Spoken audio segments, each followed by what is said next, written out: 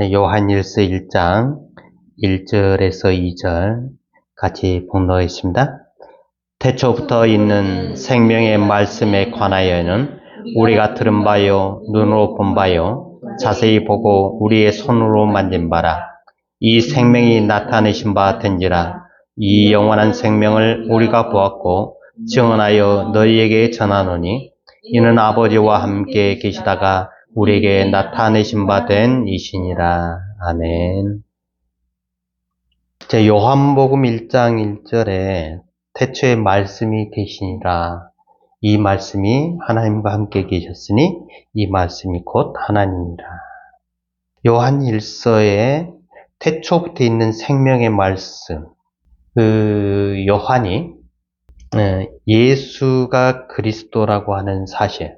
그래서 그 예수 그리스도가 생명의 말씀이다라고 하는 선언을 그때 당시에 로마의 그 억압과 압제를 받고 있는, 핍박을 받고 있는 믿음의 사람들에게 계속해서 그 이야기를 하고 있는 거죠. 예수가 누구냐? 너희가 믿는 예수, 우리가 믿는 예수 그리스도가 누구냐? 그는 하나님이셨고 그 하나님이신 그분이 우리에게 직접 나타내신 바 되신 분이다. 그래서 우리가 그를 주님으로 그리스도로 고백을 한 것이다라고 지금 선언을 하는 것이죠. 그분은 우리가 들은 바요, 눈으로 본 바요, 자세히 보고 우리의 손으로 만진 바 된 분이시다. 하나님이 눈에 보이지 아니하시지만은 예수 그리스도로 몸을 입고 이 땅에 오셔서 우리와 함께 여전히 거하셨고 또 그분의 말씀을 우리가 듣고 그분을 보고 우리가 느끼고 서로 만지고 그러한 것들을 우리는 직접 경험한 사람들이다. 이 영원한 생명을 우리가 보았고 증언을 하면서 너희에게 증거를 하는 것이다. 그분께서 아버지와 함께 계시다가 우리에게 나타내신 바 되니시다. 이 요한은 실질적인 예수 그리스도를 증거하면서 그때 당시에 많은 이들에게 우리는 그 예수 그리스도 하나님의 아들이신 그분을 우리는 믿는다. 그러므로 너희가 그 믿음에 굳건하게 서서 떨어지지 말고 그 안에 거하라. 그러면서 하나님의 사랑에 대해서 이야기를 해주죠.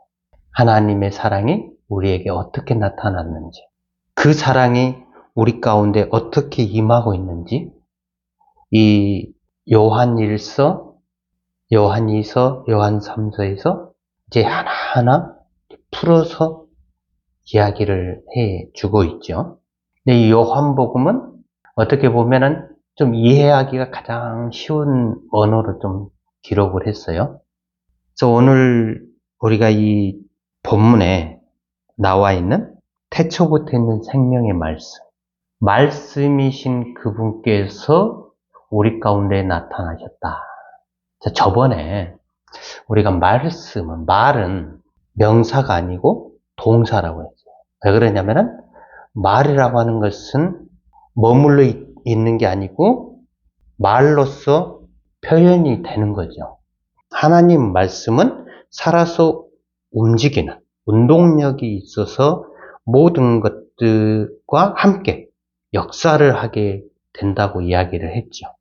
움직이시는 그 하나님이 예수라고 하는 인간의 몸을 입고 오셔서 말씀이 움직이시기 시작을 하셨다는 거죠. 물론 그분은 하나님이시지만은 우리에게 나타난 바 된 것은 예수라고 하는 그 육신의 옷을 입고 눈으로 직접 나타난 바 된 그분. 성령도 우리 눈에 보이질 않아요. 하나님도 우리 눈에 보이지 않지만 예수라고 하는 그분은 직접 우리 눈에 보이게 나타나시고 역사하셨다라고 하는 사실이죠. 그래서 이 말씀, 이게 로고스라고 하는 단어인데, 이 로고스라고 하는 이 단어, 이게 무엇을 가리키냐면은 하나님 자신을 가리켜요. 하나님 자신. 하나님 자신을 가리키면은 그게 뭐냐면은 나라고 하는 거예요. 어제는 우리가 봤지만은 하나님께서 우리의 형상을 따라 우리의 모양대로 사람을 만들자라고 했을 때 그 우리라고 하는 거는 나와 너의 관계가 있을 때만이 우리라는 용어를 쓸 수가 있죠. 그 안에서 물론 그 우리라고 할 때는 성부, 성자, 성령 삼위의 하나님께서 서로 교제를 통해서 일을 행하시는 거죠. 그래서 이 로고스라고 하는 말씀이라고 하는 하나님 자신, 나라고 하는 나 자신이라고 하는 용어가 로고스예요. 근데 우리 인간은 뭐냐면은 그 하나님을 받은 사람이란 말이에요. 말씀을 받은 사람. 우리도 말은 그 로고스라고 하는 용어를 써요. 인간도. 근데 우리는 나 자신을 이야기할 때 받은 존재. 그러니까 하나님은 주는 존재고 우리는 받는 존재. 그 말씀이신 본체이신 로고스고 우리는 받은 로고스. 로고스라고 하는 거는 명사로 딱 돼 있는 게 아니고 움직인다라고 했잖아요. 우리는 하나님 앞에서 받은 존재로서 늘 응답해야 되는 존재. 저번 주에 그 독일어로 보르트라고 하는 말씀을 보르트라고 하는데 그 보르트에 응답하는 존재. 말씀을 받았으면 응답을 해야 되잖아요. 그 응답이라는 단어가 안트보르트예요. ANT라는 용어를 앞에다 붙여가지고 안트보르트. 그러면은 보르트에 대해서 응답을 하는 거다라고 이야기를 하는데 그 두 가지를 합쳐서 이 말하는 거하고 응답하는 거하고 그것을 한꺼번에 이야기할 때 뭐라고 이야기냐면은 거기에서 책임이라고 하는 서로에 대한 책임이라고 하는 그 페어 안트보르트라고 하는 용어가 거기서 또 나와요. 하나님께서 그 사람을 지을 때 책임을 지겠다. 내가 너의 모든 것이 되겠다라고 하는 약속의 표징이 바로 하나님의 형상대로 내가 너 안에 너와 함께 하겠다라고 하는 그 말이 거기에 포함이 되어 있는 거죠. 우리는 그 말씀을 받은 존재로서 그 하나님 앞에 마땅히 응답을 해야 하는 그런 존재. 그런데 아담이 자기의 욕심을 따라서 하나님 앞에서 죄를 짓는. 근데 그 죄가 사소한 죄가 아니고 자기의 모든 것을 끌어들여서, 그러니까 그 모든 것이라고 하는 것은 자기의 몸과 마음과 뜻을 다해서 자기의 모든 열정을 바쳐서 하나님 앞에 반영하는 행위. 그게 아담의 모습이다. 절대 그냥 사소하게 나올 수 있는 그러한 하나님 앞에 거절할 수 있는 용어가 아니다. 왜 그러냐? 하나님 앞에서 창조함을 받은 아담에게 있어서 아담은 처음으로 하나님 앞에 범죄를 한 거예요. 그러니까 범죄가 뭔지를 몰라. 범죄가 뭔지를 모르는데 아담은 그걸 최선을 다해서 하나님 앞에서 그 일을 행한 거예요.